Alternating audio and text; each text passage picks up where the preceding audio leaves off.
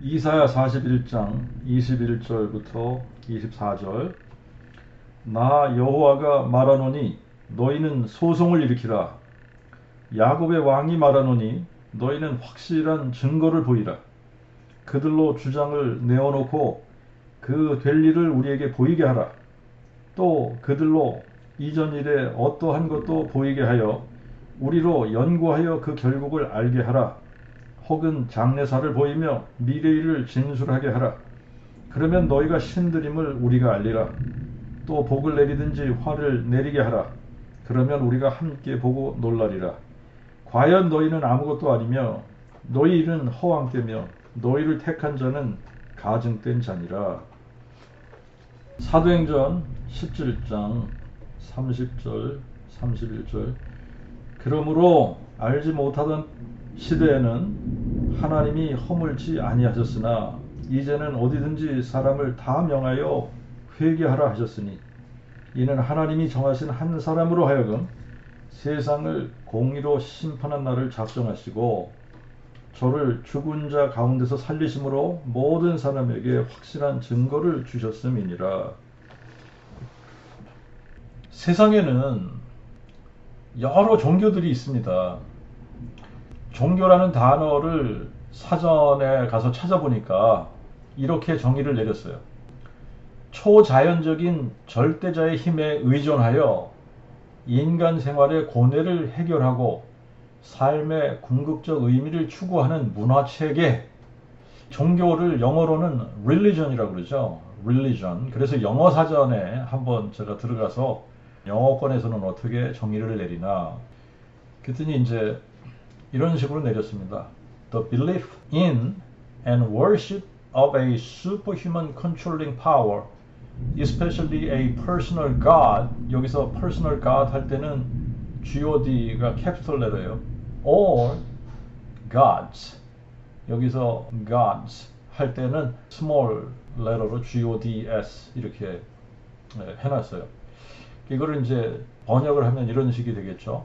초인적인 통제력을 가진 특히 개인적인 참 하나님이나 신들에 대한 믿음, 신념, 그리고 숭배. 그러니까 초인적인 통제력을 가진 개인적인 참 하나님이나 또 신들에 대한 믿음을 가지고 숭배하는 것을 religion이라고 정의를 내려놨습니다.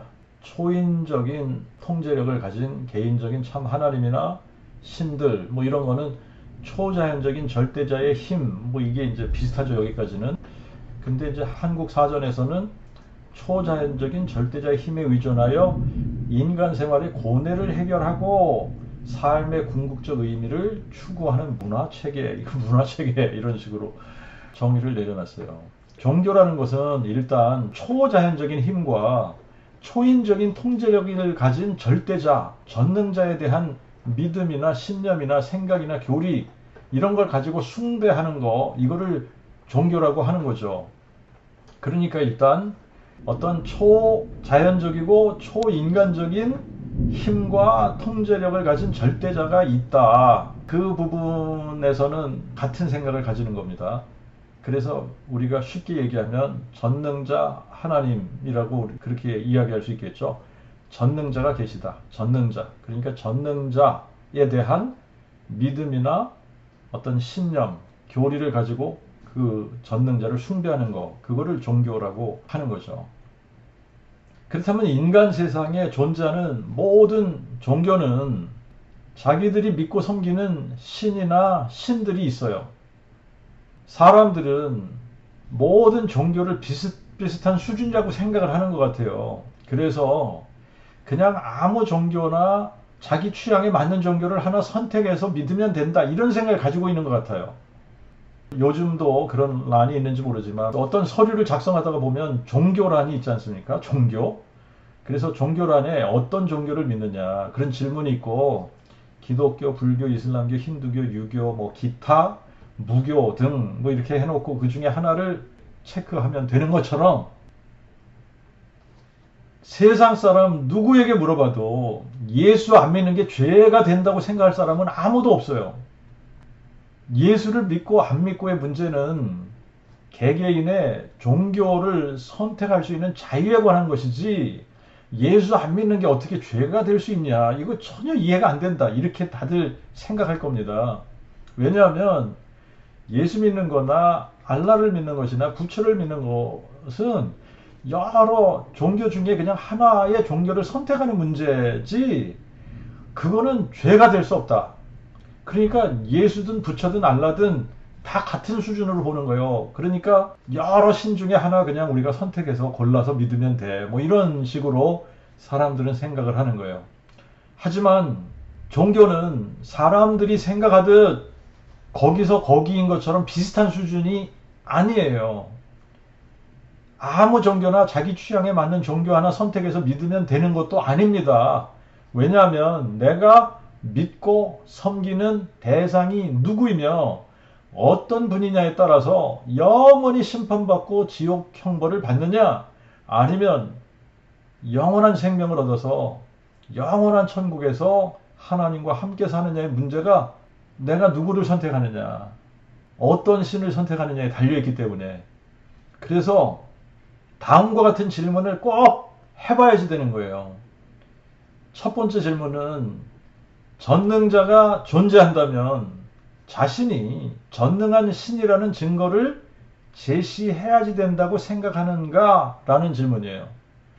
자, 그러면 이제 답을 두 가지 중에 하나로 하겠죠. 전능자가 꼭 증거를 제시할 필요는 없다. 이렇게 생각하는 사람들이 있을 거고, 전능자라면 꼭 증거를 제시해야 한다.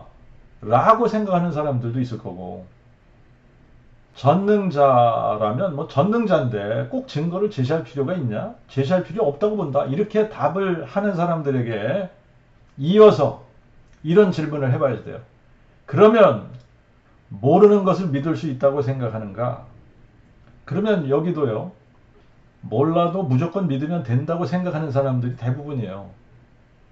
몰라도 그냥 신앙이라는 거는 꼭 다 아는 것을 믿는 거 아니고 그냥 우리가 어떻게 다 신을 알 수 있냐. 그냥 몰라도 무조건 믿으면 돼. 이런 생각을 주도적으로 가지고 있는 것 같습니다.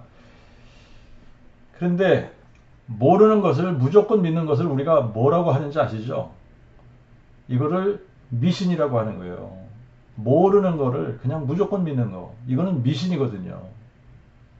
그래서 뭐가 정답이냐 하면 모르는 것을 믿을 수 없다가 정답이에요. 모르는 거 믿을 수 없어요. 모르는데 모르는 것을 어떻게 믿고 섬깁니까? 그러므로 전능자라면 꼭 증거를 제시해야지 돼요.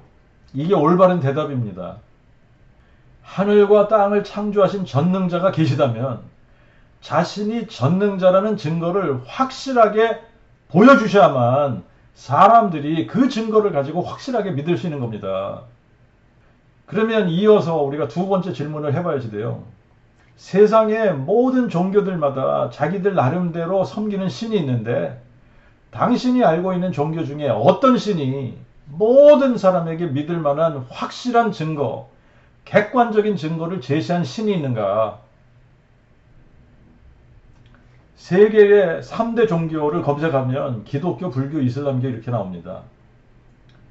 그리고 이제 뭐 5대 종교 이렇게 검색을 하면 힌두교, 유대교를 더해서 5대 종교라고 나오는 것 같아요. 그런데 불교는 종교라고 하기가 애매한 게 불교는 무신론이거든요. 자기가 스스로 돌을 닦아서 어떤 경지에 이르면 자기가 부처가 되는 거지. 사전에서 찾아본 종교의 정의를 보면 종교의 캐테고리에 불교는 들어가기가 좀 그래요. 왜 그러냐면 그 믿음의 대상, 초자연적이고 초인간적인 통제력을 가진 절대자가 있어야지 되는데 뭐 이거는 그게 아니라 사람이 수행을 하고 도를 닦아서 부처가 되는 그런 종교가 불교가 아닌가요? 그래서 도를 닦아 진리를 찾아가는 이거를 구도적인 종교라고 구분을 하는 사람들도 있습니다만 뭐 아무튼 불교에서는 뭐 부처를 믿는다고 하는데 부처를 믿는 게 아니라 자기 자신들이 수행하고 도를 닦아서 자기들이 부처가 되는 그런 종교죠. 아무튼 불교에서 자기들이 섬긴다고 하는 이 부처가 전능자라는 확실한 증거, 객관적인 증거가 있냐? 물으면 답은 없다입니다. 없습니다. 석가도 죽어서 무덤에 있고 사람들이 돌부처 만들어 놓고 금부처 만들어 놓고 자기들이 만들어 놓은 거 아니에요. 자기들이 그런 돌부처 만들어 놓고 금부처 만들어 놓고 그 앞에서 주문 외우고 절하고 그러면 생명도 없지 않습니까? 돌부처나 금부처가 기도를 들을 수 있어요? 말을 할 수 있어요? 뭐 음식을 차려놓고 절을 하면 그거를 맛을 보고 냄새를 맡고 그럴 수가 있습니까? 생명도 없는 그런 돌부처 금부처를 자기네 손으로 만들어 놓고 거기다가 절을 하고 무지한 거죠. 무지한 거죠. 한마디로. 자, 그러면 이슬람교에서 섬기는 알라는 자신이 전능자라는 객관적인 확실한 증거를 제시한 적이 있냐? 아니요? 없습니다. 저는 회교도들을 여러 명 만나서 그 복음을 선포하면서 직접 제가 질문을 해봤어요. 알라가 전능자라는 객관적인 증거, 확실한 증거가 있냐? 그렇게 물었을 때 그들은 한결같이 모르겠다. 없는 것 같다. 이게 답이에요. 알라는 자신이 전능자라는 객관적인 증거를 확실하게 제시하지 못했고 그러므로 알라가 전능자라는 증거는 없습니다. 그러면 힌두교는 어떻습니까? 힌두교는 팬티즘, 범신론적 사상에다가 윤회설을 믿는 종교 아닙니까? 윤회설을 믿는 면에서는 불교하고 비슷하죠.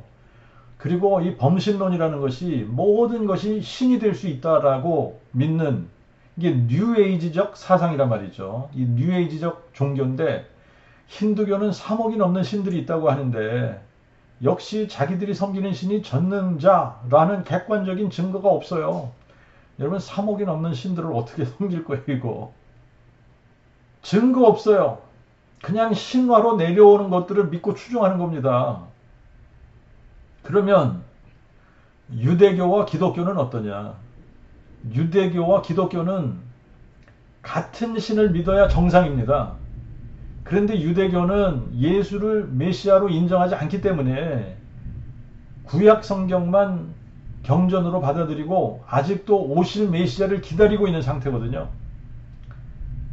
반면에 기독교는 유대교에서 기다리는 메시아가 오셨다라고 믿는 거예요. 그분이 나사렛 예수라고 믿으면서 구약 성경과 신약 성경을 정경으로 받아들이는데 4세기 초까지 유대교에서 믿는 유일하신 참 하나님 한 분 여호와, 그래서 예수를 여호와 하나님이 육체로 나타나셔서 우리를 구원하신 분이라고 믿었습니다. 그러다가 4세기 때부터 삼위일체 교리가 만들어지면서 삼위일체 신으로 둔갑을 시켜서 성경에도 없는 삼위일체 신을 믿고 있는 현실이에요. 아무튼 이 긴 이야기를 짧게 하자면 유대교의 하나님과 기독교의 하나님은 같은 하나님이라야 하는데 유대교에서는 예수를 메시아로 인정하지 않기 때문에 문제가 되고 기독교에서는 성경에도 없는 삼위일체 신을 만들어서 믿고 섬기기 때문에 문제가 되고 있습니다. 성경은 상천하지에 참 하나님, 참 신은 유일하신 한 분 여호와라고 계시해주고 있어요. 여호와 하나님이 하늘과 땅을 창조한 유일하신 참 하나님이시고 여호와 하나님이 전능자시고 여호와 하나님이 우리를 창조한 창조주시고 그분이 우리의 영존하신 아버지신 거예요. 그리고 그분이 정말 전능자, 유일한 참 하나님이라는 확실한 증거를 예언해 주시고 그 예언을 나사렛 예수 안에서 역사적으로 성취해 주셨습니다. 그래서 역사를 살펴보고 증인들의 말을 들어보면 아무도 핑계하지 못하도록 역사적인 증거, 객관적인 증거를 유일하게 제시하신 전능자 하나님이 여호와 하나님, 예수 그리스도신 거예요. 그러면 세 번째로 우리가 질문해 봐야 되는 게 객관적인 증거로 사용할 수 있는 것들이 있다면 어떤 것들을 객관적인 증거로 인정할 수 있는지를 질문해 봐야 되는 겁니다. 객관적인 증거로 사용할 수 있는 것들이 어떤 것들이 있는가 하면 역사적인 문서들은 객관적인 증거가 될 수 있어요. 뭐 어떤 사람들은 역사적인 문서도 안 믿는다고 하는 사람들이 있습니다만 역사적 문서, 예수의 역사성은 아무도 부인을 못합니다. 인류 학자들이 예수를 4대 성인으로 인정하기 때문에, 그렇기 때문에 예수는 역사적인 인물이고 예수의 제자들도 역사적인 인물들이고, 특히 바울은 예수를 핍박하다가 부활하신 예수님을 만나고 사도가 된 사람이기 때문에 백과사전을 찾아봐도 바울은 역사적인 인물이고 예수를 핍박하다가 예수의 사도가 된 사람이에요. 자, 그러니까 우리가 뭐 역사적인 자료를 찾는다, 뭐 백과사전, 믿을 만한 백과사전 찾아봐도 예수의 십자가의 죽음과 부활 사건에 대해서 기록하고 있습니다.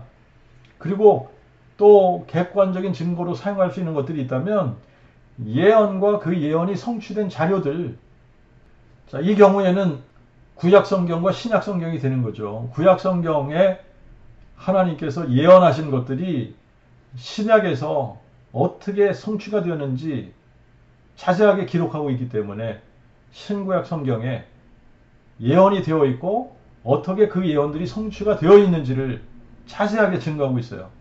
그리고 증인들, 역사적인 자료들도 있고 예언과 예언이 성취된 그런 문서들, 자료들이 있고, 그런데도 증인들이 없다 그러면 문제 아닙니까? 증인들이 없다. 근데 부활하신 예수님을 직접 만난 사람들이 최소한 500명이 넘습니다.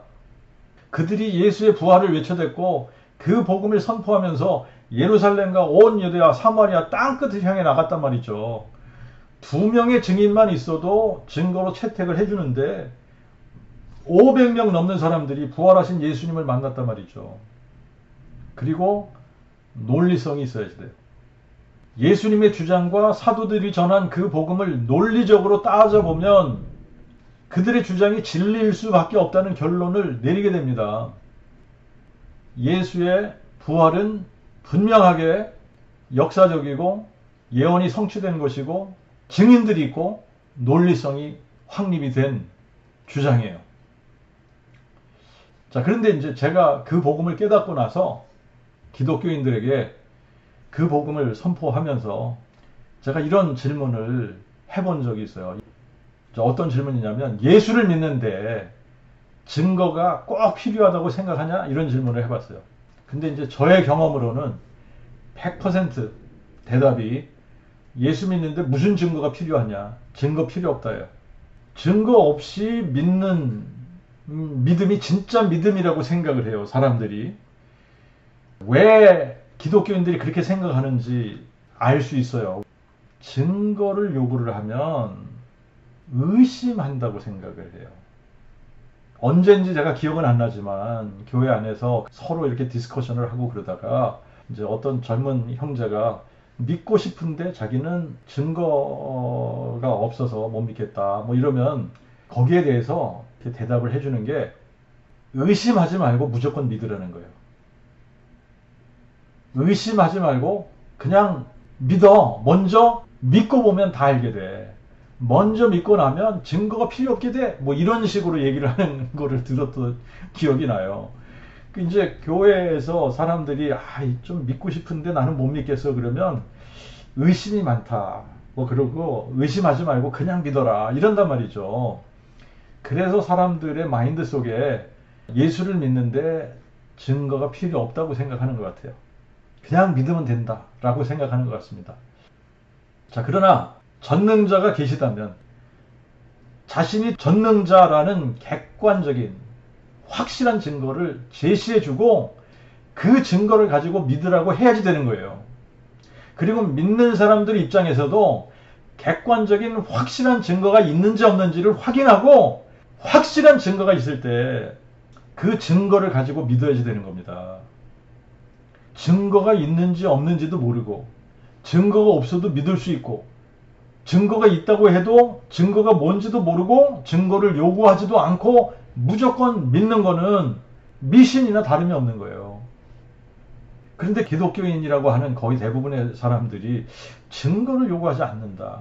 무조건 믿기 때문에 예수를 믿는다고 하지만 예수가 누구신지도 모르고 알라를 신으로 무조건 믿듯이, 또 사람들이 부처를 무조건 믿듯이 무조건 예수를 믿는 거예요. 그렇게 무조건 믿는 거는 알라를 믿든 부처를 믿든 예수를 믿든 다를 게 없는 겁니다. 증거가 없는데 증거가 있어도 그 증거가 무엇인지 전혀 모르고 그냥 무조건 믿는 것은 진짜 믿음이 아닌 거예요. 증거 없이 무조건 믿는 믿음을 영어로는 blind faith라고 그렇게 이야기를 해요. 그 blind faith는 소경 믿음이죠. 소경 믿음. 한국식 표현으로 하면 맹목적인 믿음이에요. 맹목적인 믿음. 이런 믿음을 거짓 믿음이라고 하는 겁니다. 증거 없는데 서로 자기가 믿는 신이 진짜라고 주장한다면 누구의 신이 진짜인지 무엇으로 분별을 하고 어떻게 판단을 하겠습니까? 증거가 없는데 서로 자기가 믿는 신이 진짜라고 우겨대면 목소리 큰 사람이 이기는 거예요. 이럴 때는. 그러므로 객관적인 증거가 있어야 되는 거예요. 객관적인 증거. 객관적인 증거는 역사성이 있어야지 되고 논리적이고 합리적이고 증인들이 있어야지 되고 예언과 예언이 성취된 자료가 있어야 되는 거예요. 그래서 문서를 보고 역사 속에서 어떻게 그 예언이 성취되었는지 확인할 수 있어야지 되는 겁니다. 그러면 모든 사람이 믿을 수 있도록 예수 그리스도께서 제시하신 객관적인 증거가 뭐냐? 예수의 부활이에요. 예수의 부활이 역사적 사실이기 때문에, 그리고 예언의 성취이기 때문에, 그리고 많은 증인들이 있었기 때문에, 그리고 예수의 주장, 나는 부활이요 생명이라고 하는 예수의 주장이 논리적이고 합리적이기 때문에 객관적인 증거예요. 그래서 모든 사람이 믿을 수 있는 확실한 증거가 되는 겁니다. 기독교에서 그리고 신구약 성경에서 전능자가 계시다는 증거를 선포하는 게 그 복음이에요. 그 복음은 하나님께서 그의 선지자들을 통하여 성경에 미리 약속하신 그의 아들에 관한 것입니다. 그래서 로마서 1장 2절에 이렇게 시작을 해요. 이 복음은 하나님이 그의 선지자들을 통하여 성경에 미리 약속한 그의 아들에 관한 것으로, 여기서 미리 약속하신 것, 미리 약속하신 것을 예언이라고 말하는 거예요. 예언. 하나님은 그의 아들, 하나님의 그 아들에 관한 것을 미리 약속하셨어요. 예언하신 겁니다. 그리고 선지자들을 통해서 성경에 기록해 놓으셨어요. 성경에 기록해 놓으셨기 때문에 역사적으로 그 예언들이 어떻게 성취되었는지 확인할 수 있게 하셨어요. 그리고 이사야 41장 21절부터 24절에 보면 나 여호와가 말하노니 너희는 소송을 일으키라. 야곱의 왕이 말하노니 너희는 확실한 증거를 보이라. 그들로 주장을 내어놓고 그 될 일을 우리에게 보이게 하라. 또 그들로 이전 일에 어떤 것도 보이게 하며 우리로 연구하여 그 결국을 알게 하라. 혹 장래사를 보이며 미래를 진술하게 하라. 그러면 너희가 신들임을 우리가 알리라. 나 여호와가 말하노니, 여호와가 유대교와 기독교에서 믿고 섬기는 전능자 하나님의 이름입니다. 여호와가 말하노니 너희 소송을 일으키라. 소송이 뭡니까? 법정에서 재판을 해보자는 거예요. 이스라엘 백성들이 유일하신 참 하나님 여호와를 섬겨야 되는데 여호와를 섬기지 않고 주변의 이방 민족들이 섬기는 우상들을 자꾸 섬기니까 그 우상들을 데리고 와서 소송을 걸어보자는 거예요. 재판을 한번 해보자는 겁니다. 그런데 재판에서 가장 중요한 게 뭔가요? 확실한 증거 아닙니까? 확실한 증거가 있어야 소송에서 이기게 되는 거예요. 그래서 여호와께서 요구하신 게 뭐냐면 확실한 증거를 보이라는 겁니다. 여호와 하나님이 확실한 증거로 요구하신 게 뭐냐면 장래사를 보이고 미래를 진술하라는 거예요. 전능자라면 장래사를 보이고 미래를 진술할 수 있어야 된다. 예언할 수 있어야 된다는 거죠. 그래야 신이라고 인정할 수 있다는 거예요.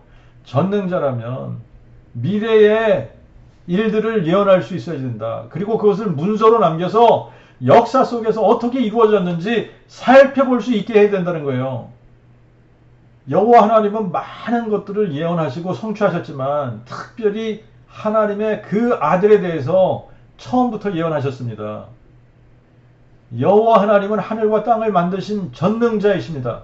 그러므로 여호와 하나님은 자기가 창조한 그 피조물 세계에 속하신 분이 아니에요. 그러니까 물질 세계에 속하신 분이 아니십니다.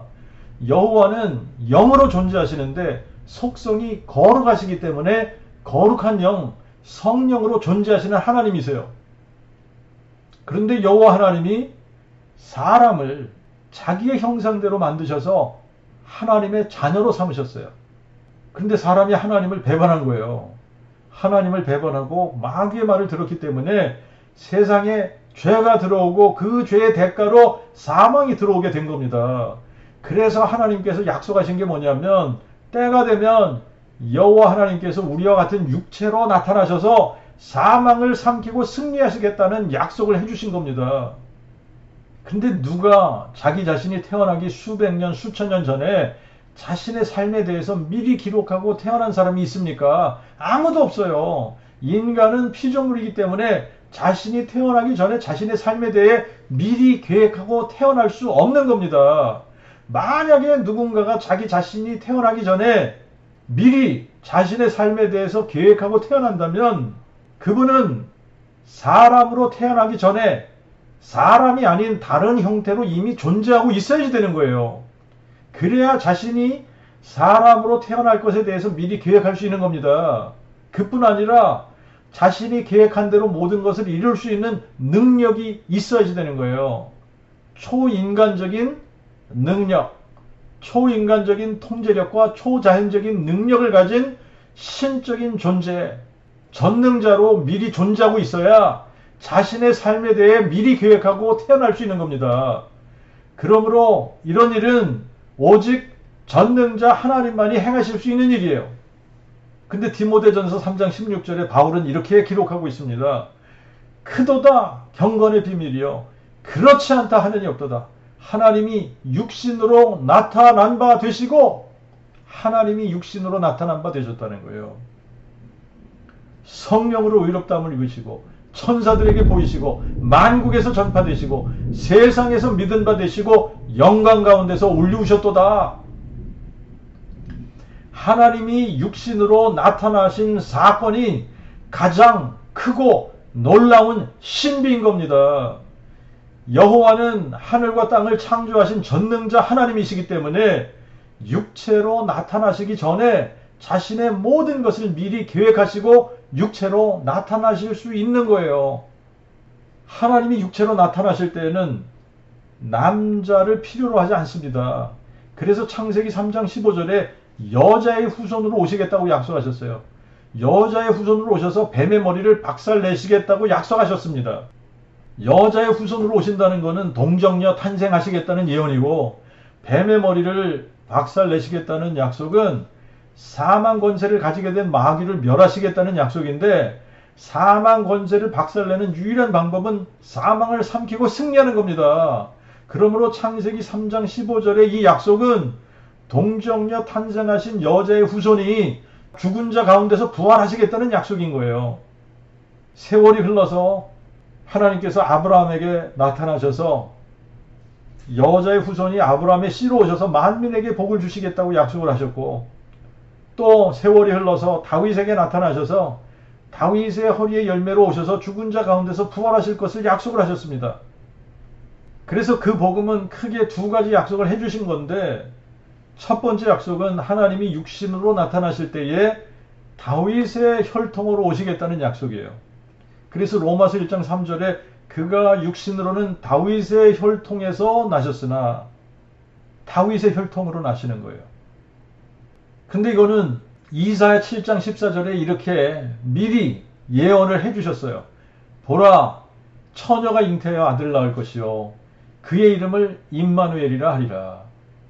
전능자 하나님이 육체로 나타나실 때에는 인간으로서는 동정녀가 아기를 낳는 것이 불가능하지만 여호와 하나님은 전능자시기 때문에 그리고 또 그분이 기묘자시고 모사이시기 때문에 인간이 상상할 수 없는 처녀가 잉태해서 아들을 낳는 일을 계획하시고 행하시겠다고 약속하신 겁니다.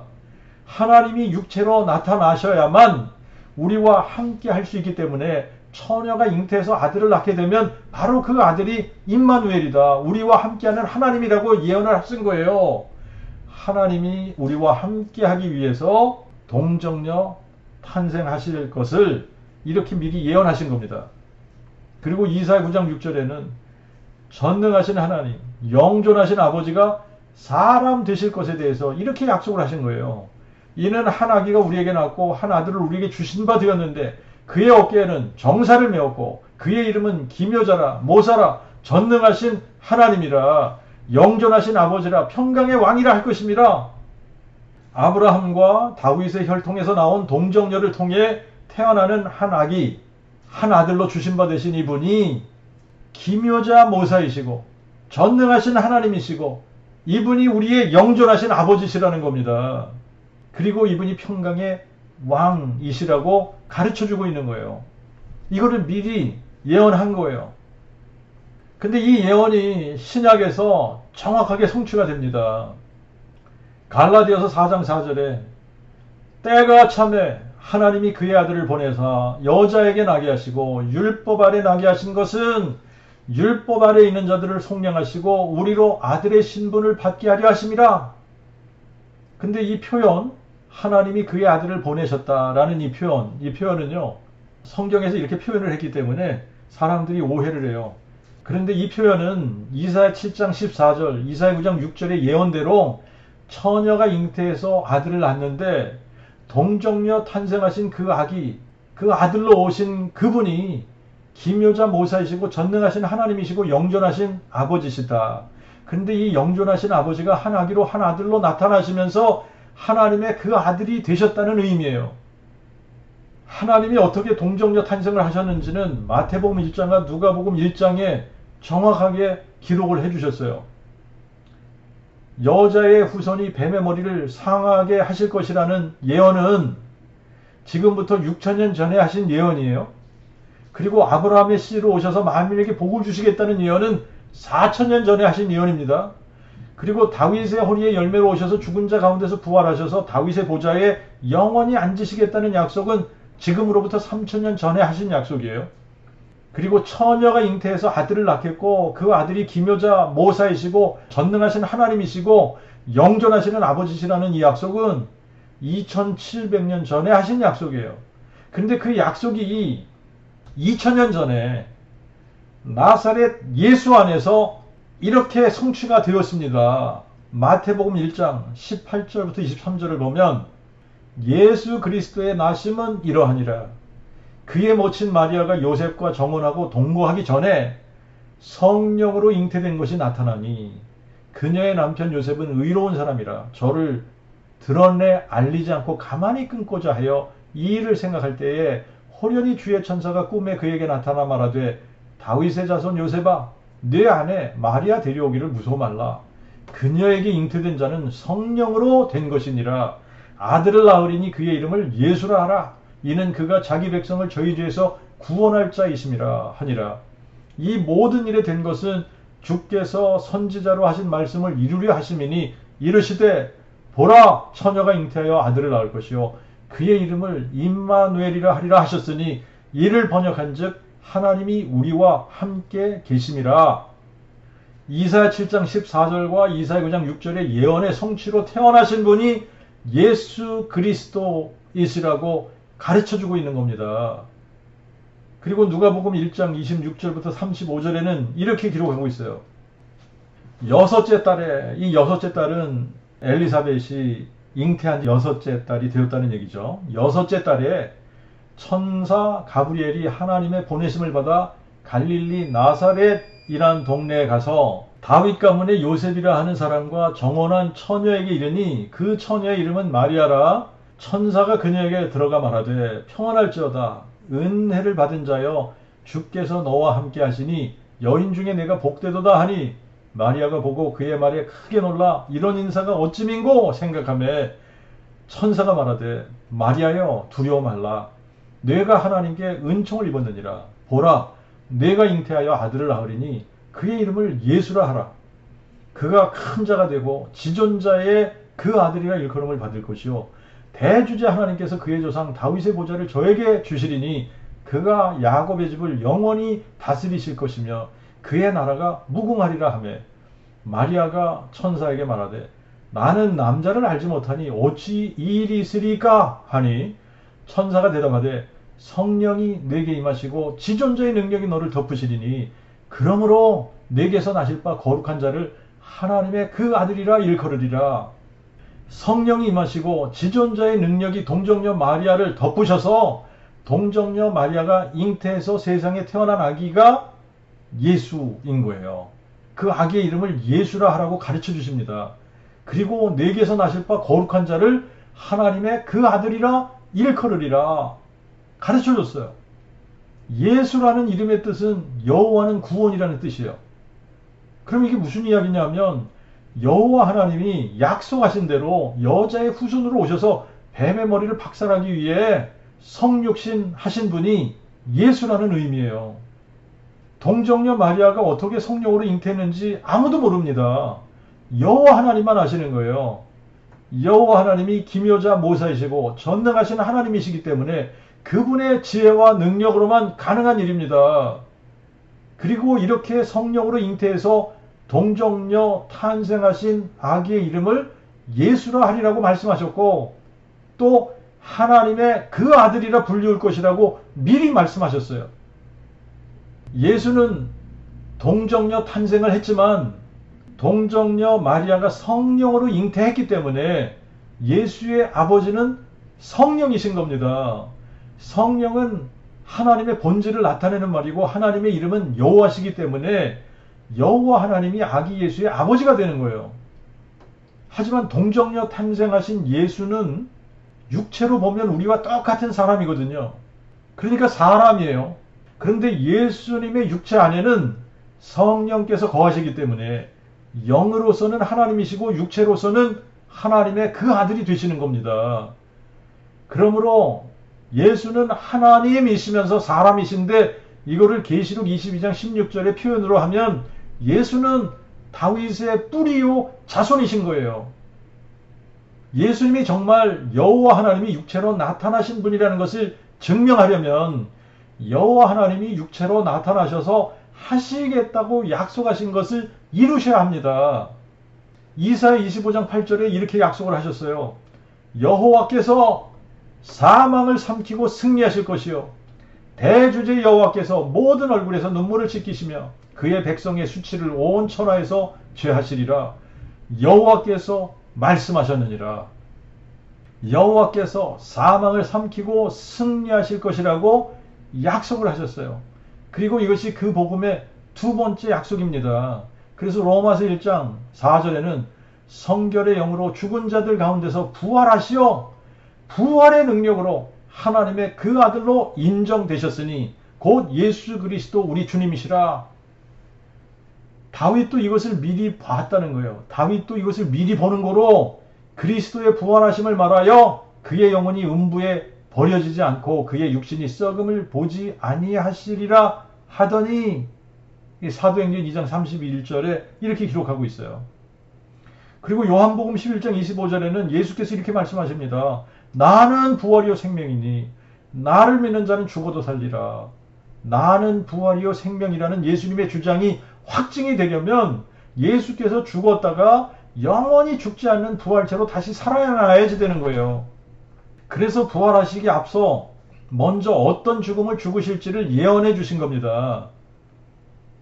시편 22편에 가서 보면 내 하나님이여 어찌 나를 버리셨나이까. 나를 보는 자가 다 비웃으며 입술을 내밀고 머리를 흔들며 저가 여호와께 의탁하니 구원하실걸. 그가 저를 기뻐하시니 건지실걸 하나이다. 내 힘은 말라 질그릇 조각 같고 내 혀는 이틀에 붙었나이다. 주께서 또 나를 사망의 진토에 두셨으니 개들이 나를 에워싸고 악한 무리가 나를 둘러 내 손과 발을 찔렀나이다. 내가 내 모든 뼈를 셀 수 있나이다. 저희가 나를 주목하여 보고 내 겉옷을 서로 나누며 속옷을 제비 뽑나이다. 그리고 이사야 53장에 이렇게 미리 기록해 주셨어요. 그가 찔림은 우리의 허물을 인하며 그가 상함은 우리의 죄악을 인함이라. 그가 징계를 받음으로 우리가 평화를 누리고 그가 채찍에 맞음으로 우리가 나음을 입었도다. 우리는 다 양 같아서 그릇 행하여 각기 제 길로 갔거늘 여호와께서는 우리의 죄악을 그에게 담당시키셨도다. 십자가에 못 박혀 죽으실 것을 예언하신 거예요. 누가 영웅이 되겠다고 자기의 죽음을 예수님의 십자가 죽음처럼 미리 계획하고 태어날 사람이 있겠습니까? 아무도 없어요.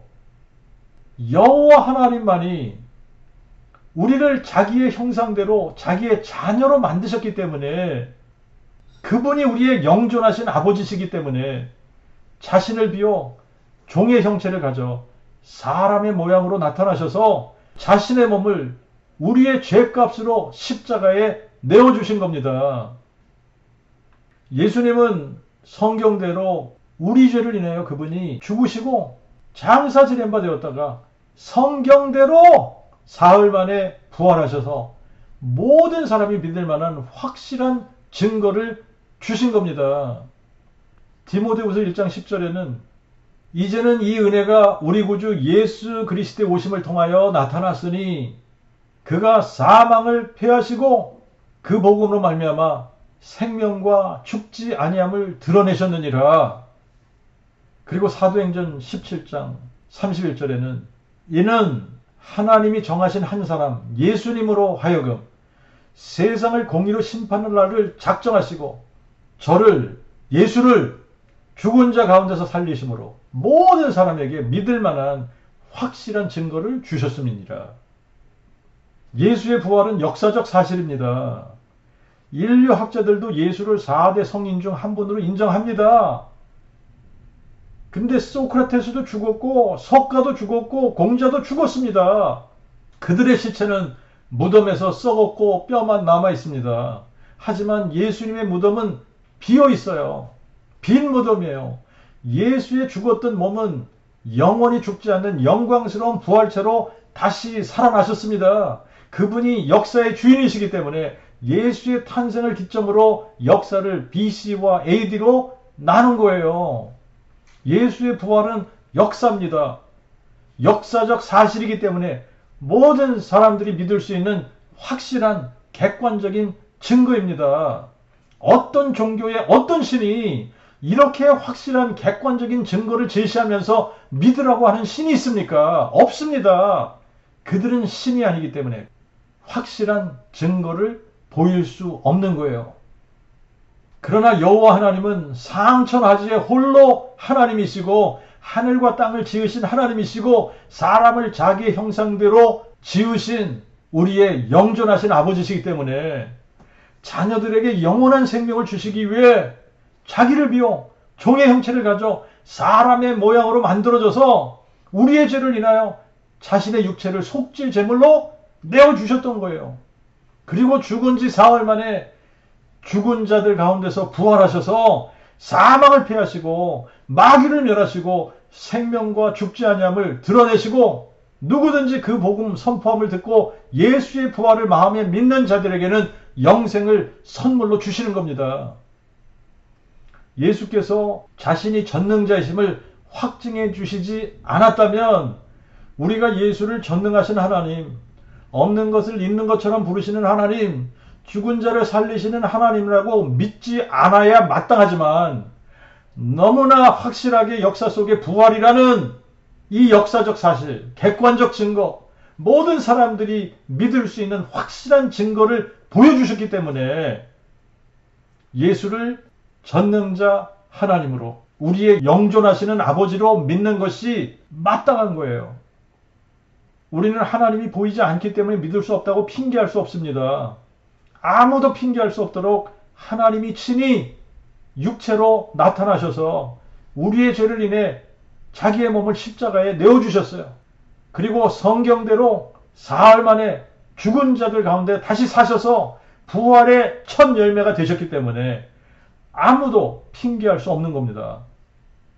이제는 예수의 부활을 마음에 믿지 않았던 죄를 회개하고 예수의 부활을 마음에 믿어야 구원을 받게 되는 거예요. 예수를 믿는다는 의미는 예수의 부활을 마음에 믿는 것을 의미하는 겁니다. 예수의 부활을 마음에 믿을 때 예수님이 죽은 자와 사한 자의 주가 되심을 인정하고 자신의 주로 영접하게 되는 거예요. 그래서 요한복음 1장 12절에는 영접하는 자, 곧 그의 이름을 믿는 자들에게는 하나님의 자녀가 되는 권세를 주셨으니, 그리고 로마서 10장 9절에 내가 만일 내 입으로 예수를 주로 시인하며 또 하나님이 그를 죽은 자 가운데서 살리신 것을 내 마음에 믿으면 구원을 받으리니, 마음에 믿으면 예수님을 영접하는 거예요. 주로 영접하는 거예요. 그래서 마음에 믿으면 예수를 주로 시인하게 되어져 있습니다. 우리가 생각하는 죄는 죄의 열매들을 죄라고 생각하고 있는 거예요.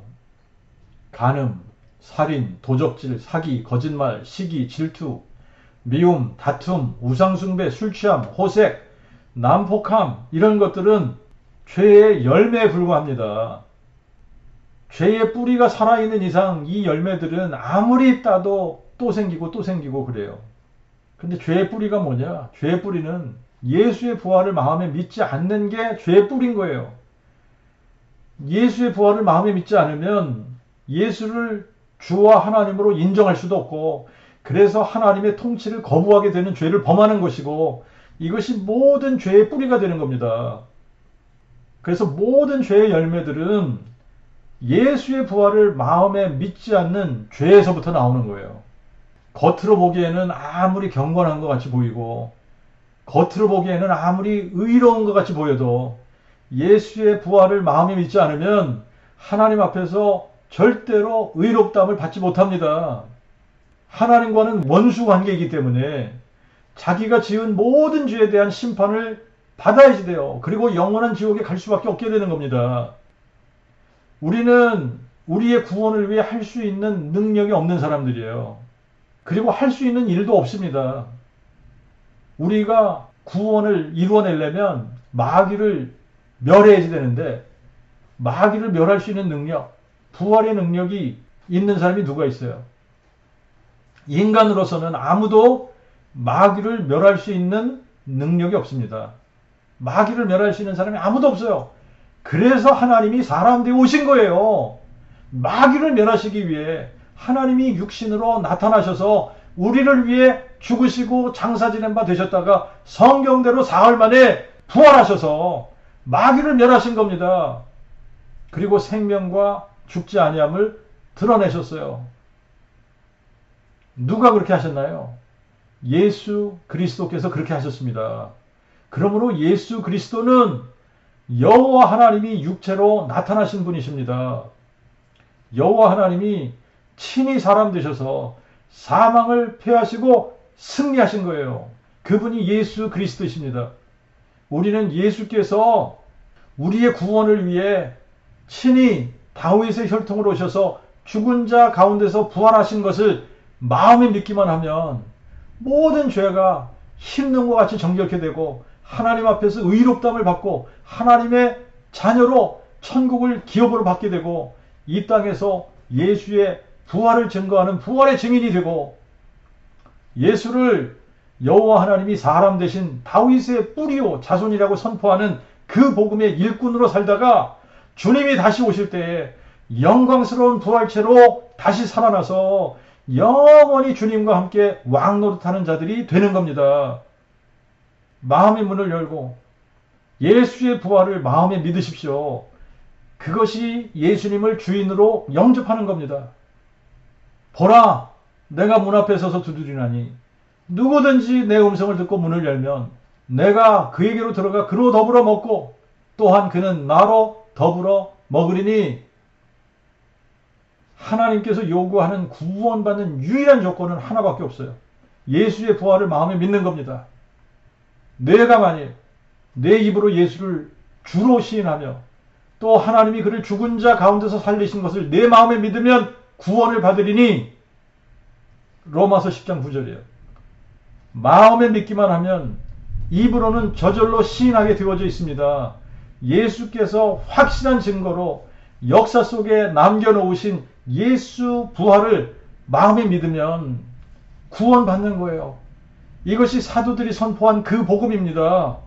다윗의 씨로 죽은 자 가운데서 부활하신 예수 그리스도. 예수의 부활은 역사적 사실이며 예언과 성취의 자료들이 넘쳐나고 수많은 증인들이 증거한 모든 사람들이 믿을 만한 확실한 증거입니다. 아멘.